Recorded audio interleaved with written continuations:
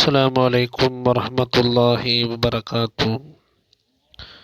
أعوذ بالله من الشيطان الرجيم.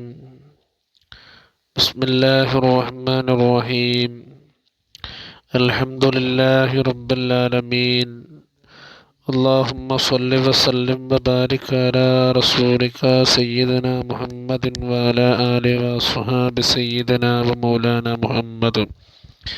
പ്രിയമുള്ളവരെ, മുത്തനബി സല്ലല്ലാഹു അലൈഹി വസല്ലമ തങ്ങൾ ചോദിച്ചു, ആരാണ് മുഫ്ലിസ് എന്ന് പറഞ്ഞാൽ നിങ്ങൾക്കറിയുമോ?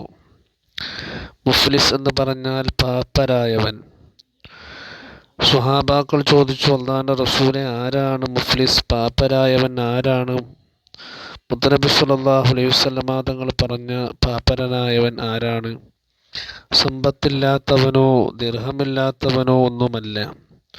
മുത്തനബി സല്ലല്ലാഹു അലൈഹി വസല്ലമ തങ്ങൾ പറഞ്ഞ മുഫ്ലിസ്, നാളെ അന്ത്യദിനത്തിൽ എൻ്റെ സമൂഹത്തിൽപ്പെട്ട നിസ്കാരവും നോമ്പും സക്കാത്തും ഒക്കെ ഉള്ള ഒരാളെ കൊണ്ടുവരും.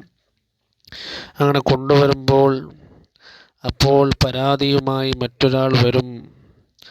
അവൻ എന്നെ ചീത്ത പറഞ്ഞിട്ടുണ്ട്, അവൻ എൻ്റെ സമ്പത്ത് ഭക്ഷിച്ചിട്ടുണ്ട്, അവൻ എൻ്റെ രക്തം ഒഴുക്കിയിട്ടുണ്ട്, അവൻ എന്നെ അടിച്ചിട്ടുണ്ട്. ഇങ്ങനെയുള്ള പരാതികളുമായി മറ്റൊരാൾ വരും.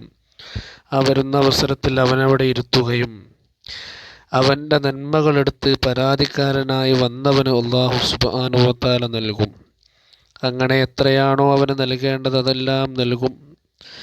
പൂർണ്ണമാകുന്നതിന് മുമ്പ് അവൻ്റെ ഹസനാത്തുകൾ തീർന്നു പോയാൽ പരാതിക്കാരൻ്റെ തിന്മകളെടുത്ത് ഇവന് നൽകുകയും ചെയ്യും. അങ്ങനെ അവനെ നരകത്തിലിടുമെന്ന് ഹബീബായ മുത്തനബി സല്ലല്ലാഹു അലൈഹി വസല്ലമ തങ്ങൾ പറഞ്ഞിട്ടുണ്ട്.